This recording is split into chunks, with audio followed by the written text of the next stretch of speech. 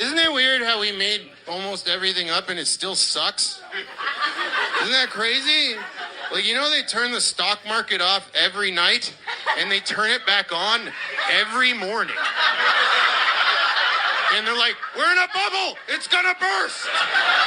It's bound to happen any day now. It's like, then leave it off.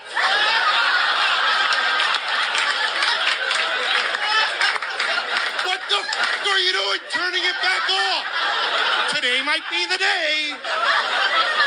Idiots. They're like, the dollar's down, the economy's... It's like, why don't we just say it's not? How's that sound? Right? They're like, these people have all the money. These people have no money. It's like, print more. Give it to them. They go, we can't. It will devalue the currency. Just say it doesn't. Everything is made up. Let's make it more fun. Let's base interest rates on how interesting you are as an individual. Right? You show up to a bank, you do a backflip, they're like, you got a mortgage! Anything else? You do a handstand, they're like, your student debts are forgiven!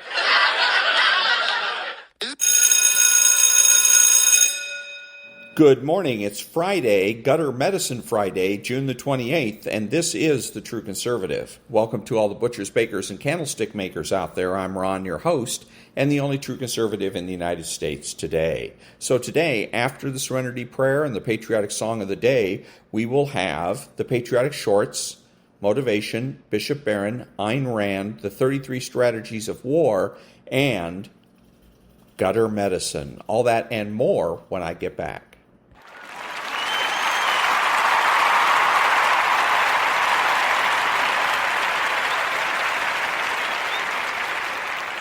God, grant me the serenity to accept the things I should not change, the courage to change the things I should, and the wisdom to know the difference. Amen.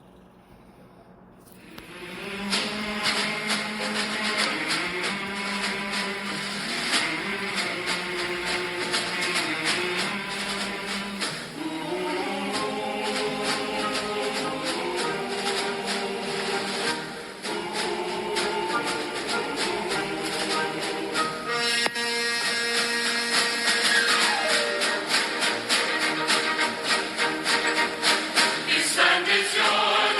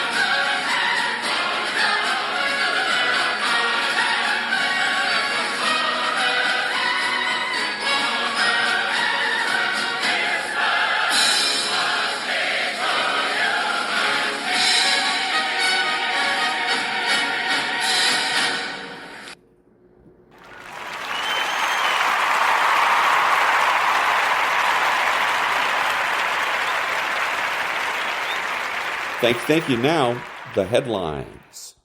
Begins now. Stu, take it away. Thanks very much, Maria, and good morning, everyone. Welcome to Varney and Company. It was historic. Last night, Joe Biden's presidential campaign collapsed. His goal for the debate was to show he's up to the job. He failed. Throughout the 90 minutes, our president mumbled incoherently. He was visibly confused. He had that vacant, open-mouthed stare. He'd memorized a few one-liners, but didn't know how to use them. He lost his train of thought, jumping from subject to subject, sometimes in mid-sentence. It was a debate catastrophe for him. He has lost the media. A selection of headlines tells the story. The panicked Democrats know it's time for him to step down. They just don't know how to get him out. There's a lot of finger-pointing. How could the First Lady let her husband go out in public like that? Did his handlers lie about his true condition? They'd called videos of his decline cheap fakes and said he was sharp as a tack. No, he wasn't. What now? Chaos in the Democrat Party. After last night, they know Biden cannot win in November, but they don't know how to change candidates. They don't know who to put in his place, and they don't know what to do with the unpopular and unelectable Kamala Harris. Throughout today's show, you will see how the candidates faced off in the most consequential presidential debate of all time. All right? Now look at the stock market. Stocks up this morning. Can we call this a Trump debate victory rally? I don't know about that. A bit early. But the Dow up about, just 6 points. The NASDAQ up about 37. The 10-year Treasury yield coming down a little this morning. You're back to 426. Favorable inflation news, 2.6% on the PCE, as expected. The 2-year Treasury yielding 468, so that's below 470. Rates down a bit. Bitcoin, 61,200. Oil, just above $80 a barrel. 82.03. Gas, no change, $3.50 a gallon for regular. Diesel, no change, $3.81. On the show today, a deep dive into last night's debate. It has changed the election. It has effectively ended Joe Biden's presidency. It was Trump's debate to lose, but it was Biden who lost. Friday, June 28th, 2024. And that was the headlines. Back in a minute.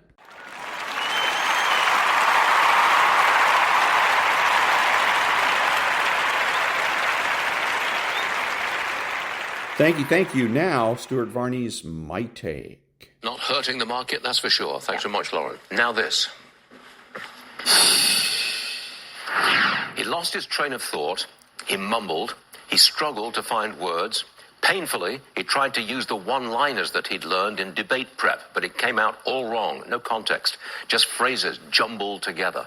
By the end of it, it was clear. Joe Biden cannot be president for another 4 years. So now what? Chaos in the Democrat Party. There was pressure for him to step aside before the debate. It's really intense now because after this, he can't win in November. And in politics, winning elections is everything. Don't forget the down ballot. A Biden candidacy could end the Democrats' hopes of taking the Senate. But how do they get him out? Senior party members could go to him and say, hey, it's time to go, Joe. But he's stubborn. He may refuse. That means more chaos. And time is running out. There's only 130 days left of the election. There's talk of making it an open convention with delegates free to choose another candidate. But Biden won those delegates. He doesn't have to release them. We're about to see the mother of all battles within the Democrat Party. Who's going to take Biden's place? Well, they'll fight over that one. What happens to Kamala Harris? Democrats play identity politics. Minorities will feel betrayed if a black woman is denied her shot at the Oval Office. It's only a few hours since the debate ended, but already the knives are out. 3 editorial headlines in the deep blue New York Times, of all places. Frank Bruni, Biden cannot go on like this. Tom Friedman, Joe Biden is a good man and a good president. He must bow out of the race. Michelle Cottle with Ross Dowdett and Ezra Klein. After the debate, I don't think Joe Biden should be running. Biden has lost the New York Times. Let the Democrat civil war begin. There's no joy in me saying this. America is led by a man in rapid decline, and last night the whole world saw it. The second hour of Varney is just getting started. And that was the My Take situation. The last part where he says, I get no joy in saying this, he's not quite right there. I'm of two minds, and I'm sure he is too. I do get joy out of the idea that Joe Biden is now going to be out. Well, he's going to lose the election, period. He can either lose the election by stepping aside, which is what he should have done a long time ago, or he can lose the election outright by being stubborn, continuing up to November 5th, and losing in a landslide.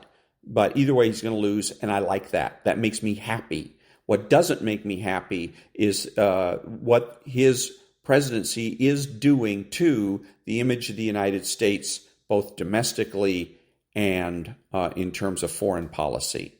So that's sad. That's the part of it that is really sad. We have to end up looking bad.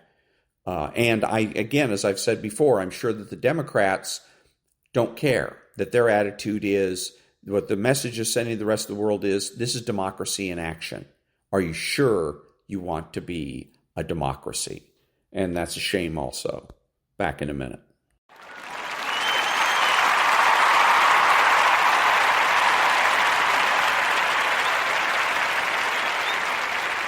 Thank you. Now, the military shorts. Ask the Lord to help me, to guide me. Before I went into my first combat area, there was a calm after that. I never felt afraid after that. And I just did what I felt I was told to do. Well, I always did what I was told to do, but I felt I've always had someone protecting me. I used to hear bullets whizzing by me. I didn't know they were bullets because they were cracking so close to my ear. And just one slight movement, and I wouldn't be here today. But I never worried about that after asking for help. And I believe is what kept me alive all through my career, and it still helped today. That's why I'm still here today. He woke up to find his right leg amputated below the knee. Fighter pilot Bert Shepard had been shot down over Hamburg and was kept alive by a German doctor named Ladislaus Leudel, who held back an angry mob of locals at gunpoint. Shepard was sent to a POW camp before he could thank Leudel. A minor league pitcher prior to enlisting, Shepard created a crude prosthetic leg and was soon playing catch again. After the war, he continued to refine his pitching with the hopes of playing in the big leagues.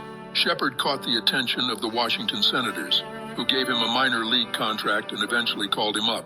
On August 4th, 1945, Bert Shepard pitched 5 innings of 1-run ball in relief against the Red Sox. 40 years later, a friend of Shepard's came across a doctor who mentioned he once saved an American pilot. He excitedly told Shepard, who flew to Germany to meet Leudel. "Thank you for saving my life," said Shepard through tears. "I had 2 dreams in life, to play in the big leagues and to thank you. Now I've done both." On December 21, 2013, 3 V-22 Ospreys were coming in to land near the UN base in Sudan when bursts of gunfire erupted beneath them. As bullets tore through the fuselage of the lead Osprey, the men on board were knocked to the floor, and as system after system began to fail, they must have realized how grim the situation was. Their mission had been to evacuate the Americans caught in the crossfire of a deadly civil war, and they were told the rebels wouldn't be a problem. But now, dozens of men lay sprawled in pools of their own blood. To make things worse, the rebels had hidden themselves in a crowd of Sudanese refugees, making them impossible to fire on. Their only option was to get out of there as fast as possible. But by now, fuel was gushing out of the lead Osprey, and they had to refuel twice during the 400-mile flight as medical staff collected blood for transfusions. Miraculously, every crew member survived, and the Americans were rescued the next day. German officer was saying, "Today is your lucky day. Not only are you going to get 1 Red Cross parcel, you're going to get 2 Red Cross parcels." And my gosh, I couldn't believe my ears. But sure enough, they handed out 2 Red Cross parcels. In other words, you got 1 under each arm. The minute that was done, I heard them give their order, "Affix bayonets." Then they released a bunch of police dogs, and they run us down the road for 5 kilometers, jabbing us with bayonets, and the police dogs snapping at our heels. And the only reason that they had given us the Red Cross parcels, they knew that you would drop them, and that way they could say that you didn't want the parcels, you threw them away. And that was the military shorts. Back in a minute.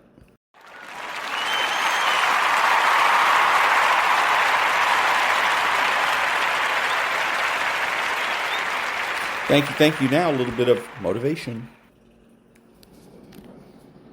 When you have a dream, that dream will always be tested.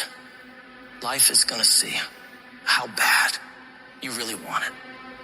It's going to throw so many problems in your path. You're going to lose friends. You're going to lose loved ones. You're going to face disappointment constantly. You're going to feel lost and won't know what to do or where to go. This is where you discover what you are really made of. Are you going to crumble under the weight, or are you going to rise stronger and more determined than ever? It's in these moments of uncertainty and pain that your true character is forged. If you really want it, like you say you want it, you will find a way. You'll stop at nothing to reach it, because that's what winners do. They don't sit around and feel sorry for themselves. They get their ass up and move forward. They don't allow the pain to stop them. They use it as fuel to go harder. Winners understand that the path to getting to their dreams is not supposed to be easy. Every challenge, every setback is an opportunity to learn, grow, and become even more unstoppable. And that's exactly why those roadblocks and issues are there in the first place. They're there to push whatever that dream is that's on the inside of you out. So you don't stop when you're tired, you stop when you're done, when you've executed. Those days, you don't want to get up and get to work. You got to think about the people you're doing this for. When that alarm goes off and the last thing you want to do is get up, you remind yourself, I'm doing this for my wife. I'm doing this for my husband. I'm doing this for my kids, for my family, and for myself, for my own well-being, for making myself a better person, to become more, to do more, to have more. And when you can think about those things, you can go one more mile. You can go one more hour. You can go one more day at work. You can push yourself to do more than you thought you could. Because your skill will only take you so far. Your average instincts will only get you to a certain point. But when you have mental toughness, when you become gritty, when you build your willpower, when you develop that ability to go through really hard when you really don't want to do it, when everything sucks, when it's miserable, but you can force your mind and body to get the job done. That's when you will reach greatness and make it happen. In life, we all hit points where we've got to choose between giving up or going all in. It's at these moments we got to remember, we're not defined by how many times we've been knocked down, but by how many times we stand the fuck up. This whole thing is about realizing you got this wild potential inside you. And all the tough stuff you gotta do is just the key to letting it loose. Picture yourself staring at a huge mountain. It represents every single doubt, fear, and challenge you've ever faced. But inside you, there's this fire, this unstoppable force saying, I got this. This will not stop me. Think about it. Every monumental thing that's ever been done was once thought impossible. The world's full of stories of people who said, fuck it, and went for their dreams, who stared down the storm and came out on top. You're no different. You got endless potential and strength like no one's business. And when you dream your dream, I want you to know there are thousands of other people who want exactly the same dream. You're not the only one who wants to be number one. You're not the only one who wants to go to the NBA. So what do you have to do? You got to outwork, outgrind, and outperform every last one of them. You got to eat it. You got to breathe it. You got to sleep it. Every single thing you do in your life has to pour into that dream.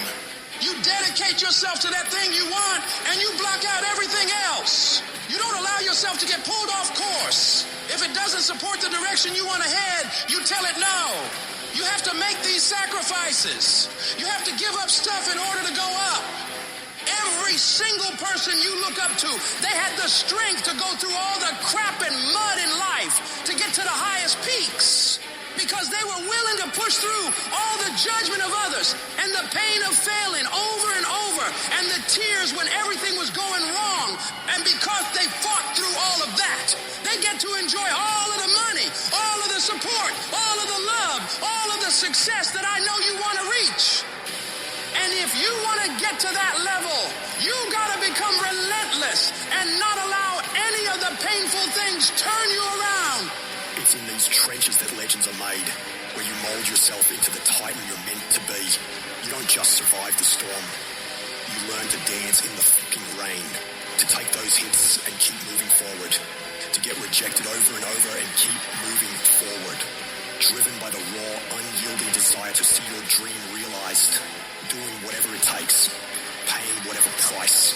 You keep grinding and keep fighting, because you know, on the other side of this hell is the life you've been fucking fighting for. If I can take it, I can make it. If you can take it, you can make it.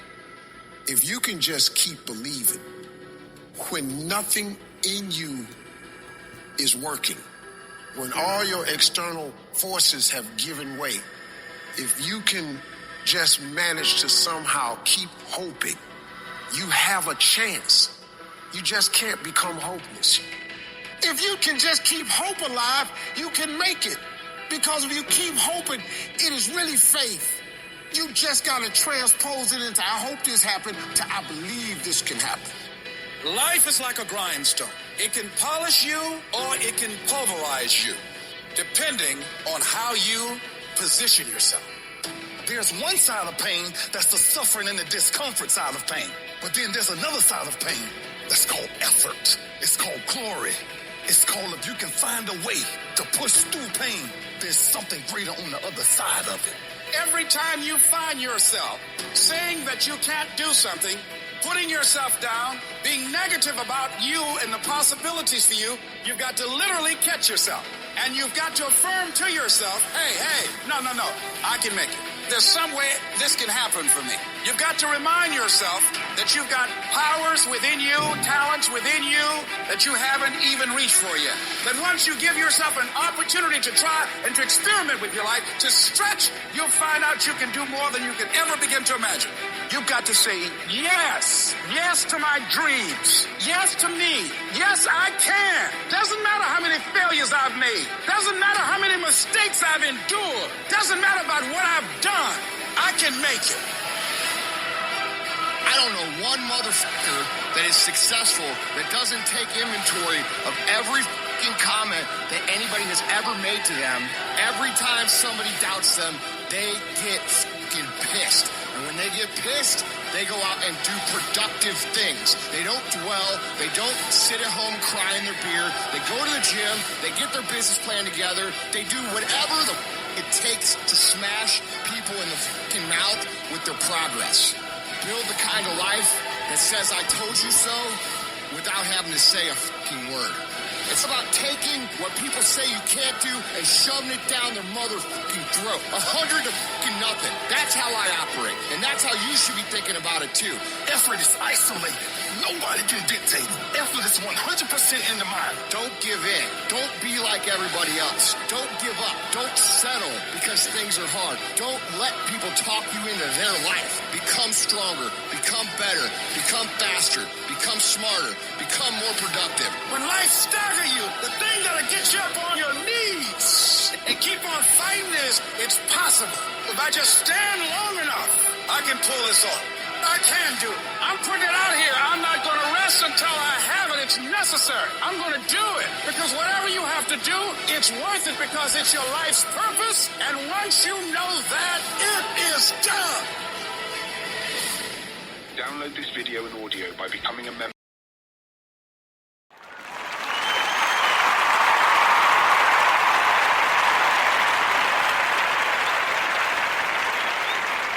Thank you. Now, the Daily Stoic.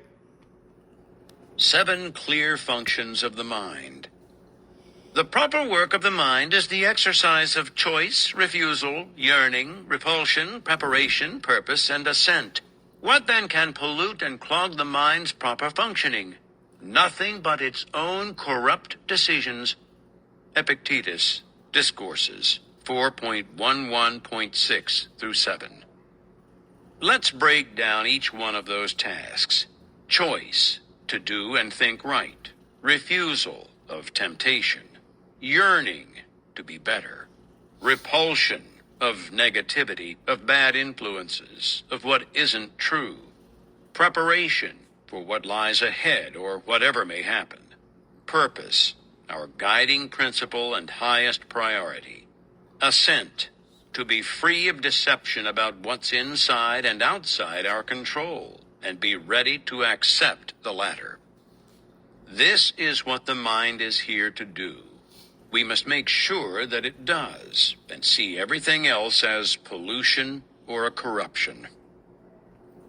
And that was The Daily Stoic by Ryan Holiday. Back in a minute.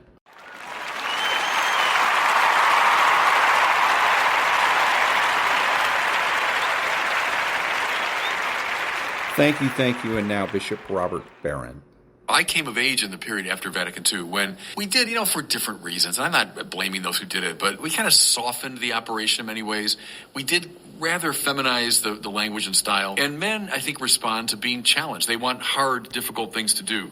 They want a sense of mission and purpose, and I think we got pretty bad at doing that. I'll tell you exactly what it was. The instinct, we better be as kind of nice and inviting as we can, otherwise they're going to run away. We're going to lose the young people unless we, make it as easy for them as possible. Well, of course, it's this irony that it had the opposite effect. That's, in a way, why they ran away, that we didn't make it hard and challenging. Make it more demanding, and young men will find it more enticing. And that was Bishop Robert Barron. Back in a minute.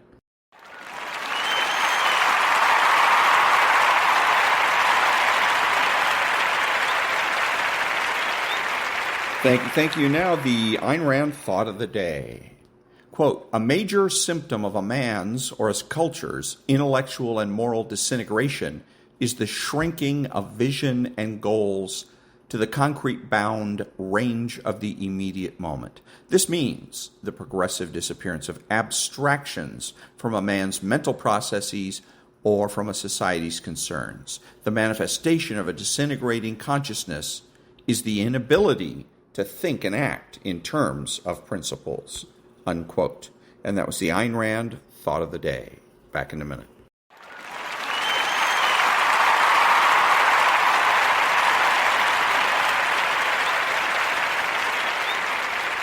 Thank you. Now, the 33 strategies of war. Interpretation. When General Charles de Gaulle fled to England, he had one goal: to restore the honor of France. He intended to do this by leading a military and political organization that would work to liberate France. He wanted his country to be seen as an equal among the Allies, rather than as a vanquished nation dependent on others to regain its freedom. Had de Gaulle announced his intentions, he would have been seen as a dangerous mix of delusion and ambition. And had he grabbed for power too quickly, he would have shown those intentions. Instead, supremely patient and with an eye on his goal, he took one small bite at a time. The first bite, always the most important, was to gain himself public exposure with first one BBC broadcast, then through clever maneuvering, an ongoing series. Here, exploiting his keen dramatic instincts and hypnotic voice, he quickly established a larger-than-life presence. This allowed him to create and build up his military group fighting France. He took his next bite by bringing those African territories under the control of fighting France. His control over a large geographical area, no matter how isolated, gave him unassailable political power.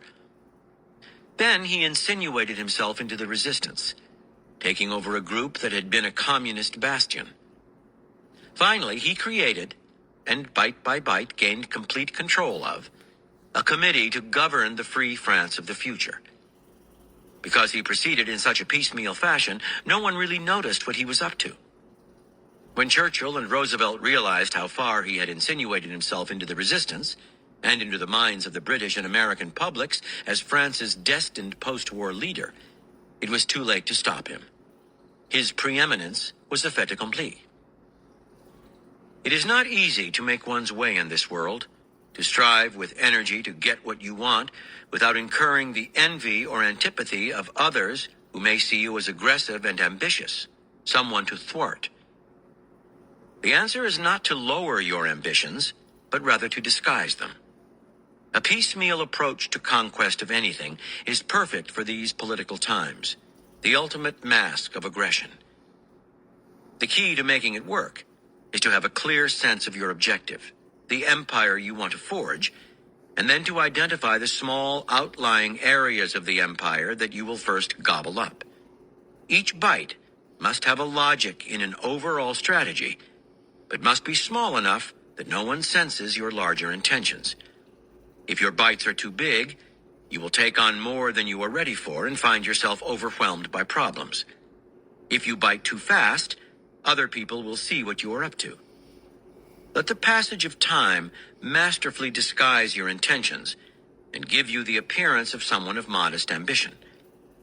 By the time your rivals wake up to what you have consumed, they risk being consumed themselves if they stand in your way. And that was the 33 Strategies of War by Robert Greene. Back in a minute.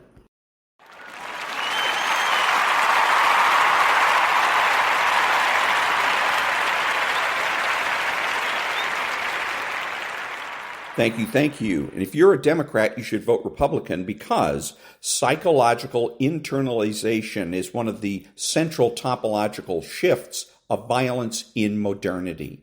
Violence occurs in the form of a conflict within the psyche. Destructive tensions are born internally rather than discharged externally. The front is no longer located outside the ego, but within it. Civilization, therefore, obtains mastery over the individual's dangerous desire for aggression by weakening and disarming it, and by setting up an agency within him to watch over it like a garrison in a conquered city. Back in a minute.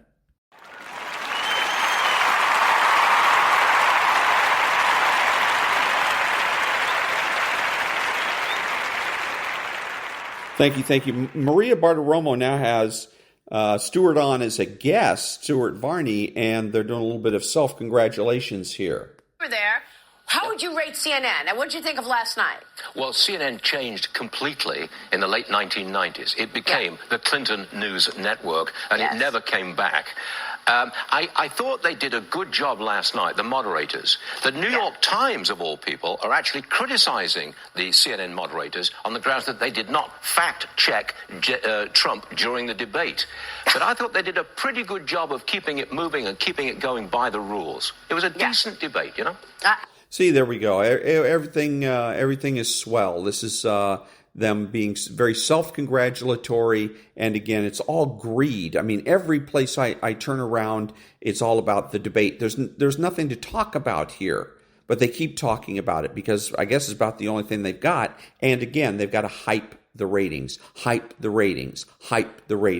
More money, more money, more money. And this is what you get with for-profit news is the emphasis is on ratings and not on providing good, accurate, solid, reliable information to the viewers, taxpayers, and voters. Nonprofit news now. Back in a minute.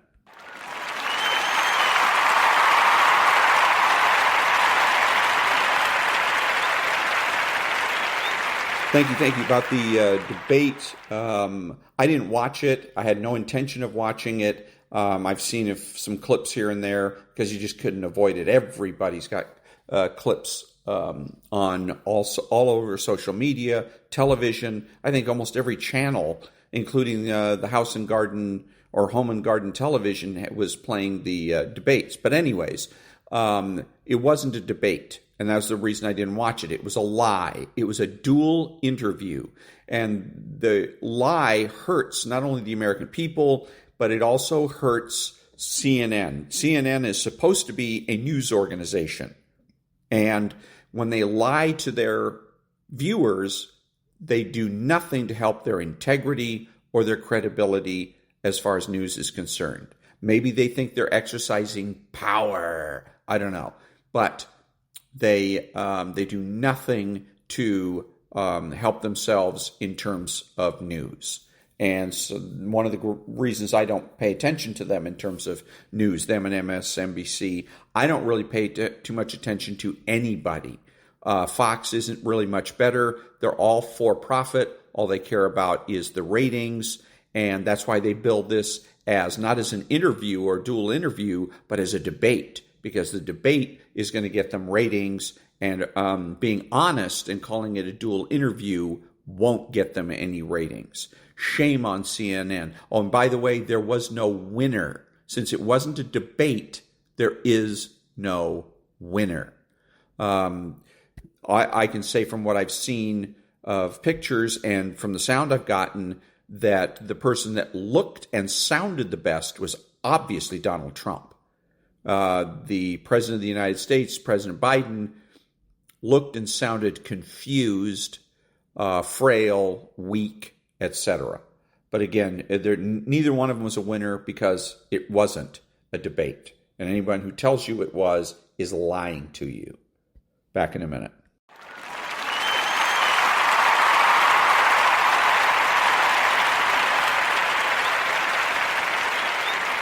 Thank you. And now, Chapter 2 of Gutter Medicine.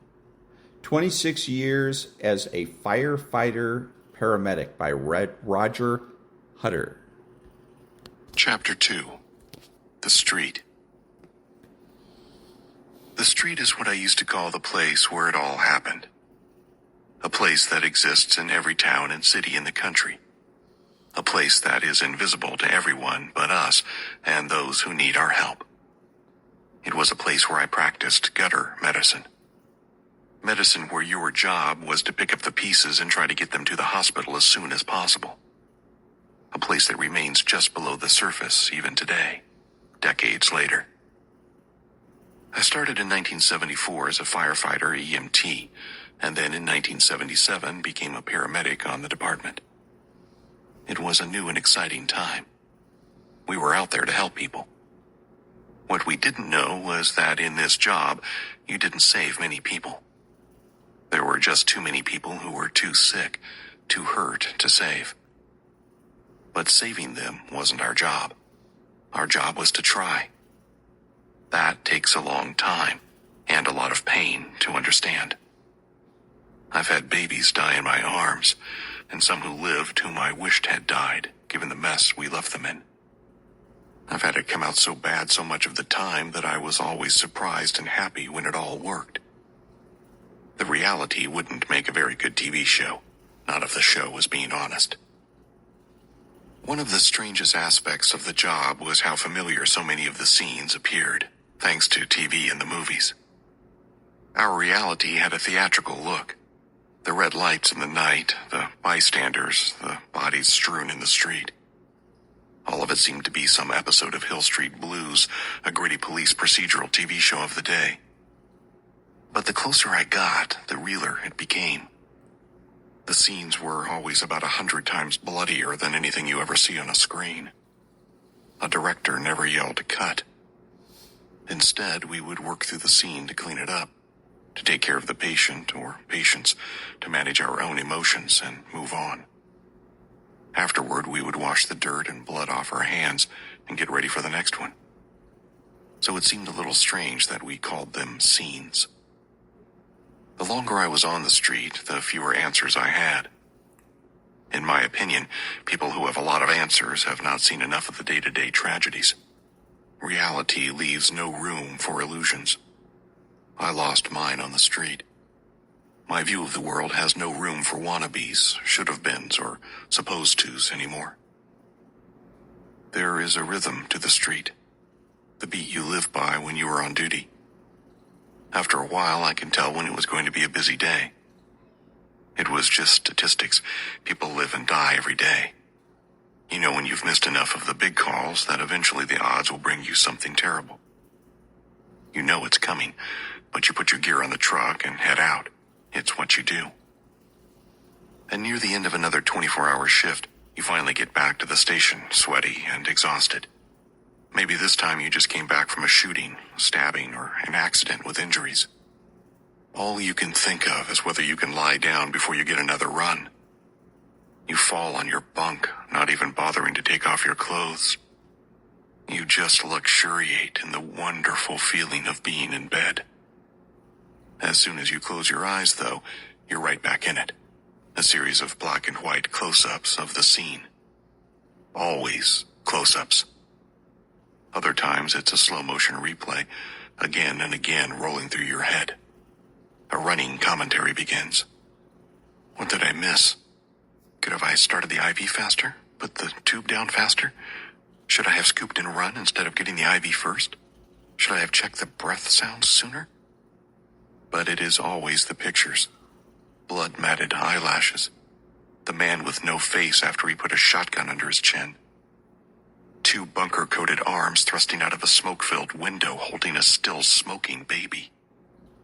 The half-open eyes of someone you know is dead but who you still have to work. The images never go away. Sometimes they won't let you sleep. You get up and wander to the ready room and stare at the TV, not really watching. You watch TV until 3 a.m., when, no matter what, you finally seem to be able to go to sleep. So you stumble over to your bunk and fall into a semi-doze. Hopefully those images don't follow you home, but some will. Some will stay fresh for years, for decades. They crawl out from behind the walls you constructed. It is mostly at night. We made people nervous. When they see our little equipment-laden safari moving through their office or a restaurant, they always smile and make some sort of nervous joke about us. As if the only way to deal with something going wrong is to minimize it. Nothing serious, they would say as we left, so they could be reassured. And when something does go very wrong, people would ignore what is going on altogether. I worked a code in a restaurant once. We were in the middle of the floor, pumping the patient's chest, starting IVs, administering drugs, and the people around us continued to eat. These are small personal tragedies and ironies that a firefighter-paramedic deals with daily. They separate you from the people around you. Friends ask, "What happened lately? Do you have any good stories?" But to you, the people you tried to save are not just stories. They are people who bled, who cried, who died. So you answer, nothing much happened. Because when you tell a story, if it is to provide a vicarious thrill for somebody, it diminishes the pain of someone else. What you did is not a story. Often, what you did was a desperate attempt to beat back the inevitable. And eventually, this knowledge will become a permanent wall between you and the rest of the world, if you let it. How you try to help sometimes can fundamentally change who you are and how you view the world. Yet if these events do make the headlines, they are a little article on page 2 in the local section of the paper. It is difficult to understand how something that affects you so profoundly can be thought of as so trivial. That a meeting of the county commissioners holds more importance than what you saw and what you went through. Stories from the street are not funny. In the early years, people would ask me to tell them a funny story from work. I could never think of one. When I tried, nobody would laugh but me. The stories that are funny to me are not funny to civilians. The following are riffs that I wrote over the years, thoughts and remembrances of experiences and feelings as they were happening.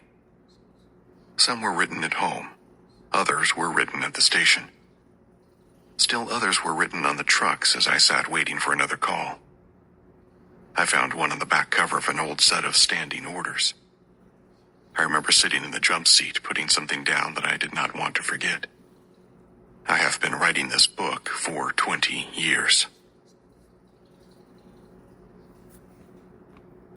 And that was Chapter 2 of Gutter Medicine by Roger Hutter. Back in a minute.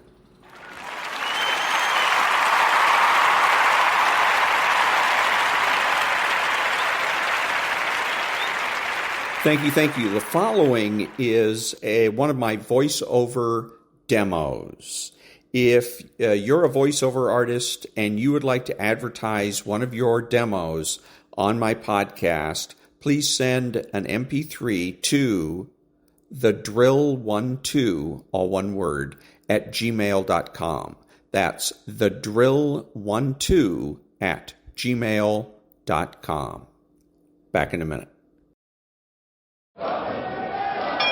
Ladies and gentlemen, welcome to Caesar's Palace for 12 rounds of boxing. In the red corner, from Los Angeles, California, wearing the red trunks with the gold trim, weighing in at 125 pounds, the lightweight champion of the world, Danny Little Red Lopez. Well, Bill, our winners get a home theater receiver. That's right. Experience the full potential of high-definition video with this 72-channel digital home theater receiver from Yamaha. But wait, that's not all. They also get a 5.1-channel surround sound system from Mirage. With 5 palm-sized speakers and a compact subwoofer cube, the MX 5.1 brings you huge immersive sound with Mirage's omnipolar technology. All from the Spiegel catalog, Chicago, Illinois, 60609. And they're taking closer order as down the stretch they come. Mr. Hot Stuff has 3 lengths to make up with chocolate candy last. On the rail, take the points behind that gallant son with chocolate candy gaining on the outside. In the lead is Pioneer of the Nile being tackled by chocolate candy. They're neck and neck as they come to the wire. And Pioneer of the Nile holds off chocolate candy and wins the Santa Anita Derby. And now, on your feet, time to greet holder of 14 NBA titles, your home team, your Los Angeles Lakers. Number 3 at 6'8", 5th year out of UCLA, playing forward, Trevor Ariza.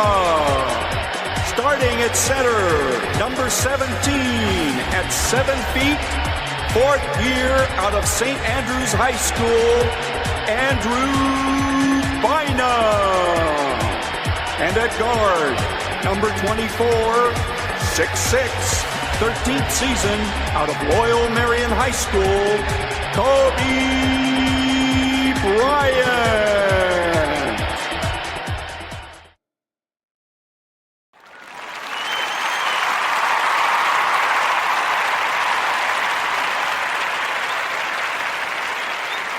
Thank you. This is Ron, your host, the only true conservative in the United States today, bidding adios to all the butchers, bakers, and candlestick makers out there and reminding you that you are not neutral and that the government has no rights.